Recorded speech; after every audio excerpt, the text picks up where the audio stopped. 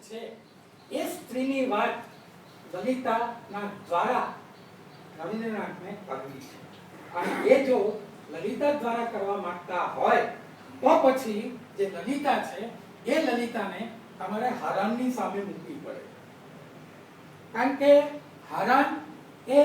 જેને આપણે કહીએ કે ગણતરી બાદ ધંધો એવો એક માણસ છે એ લગ્ન કરવા ખાતર લગ્ન કરતો નથી સુચરિતાને પામવી છે એટલા માટે પણ લગ્નની હા પાડતો નથી પણ જો સુચરિતા ના પાડી દેશે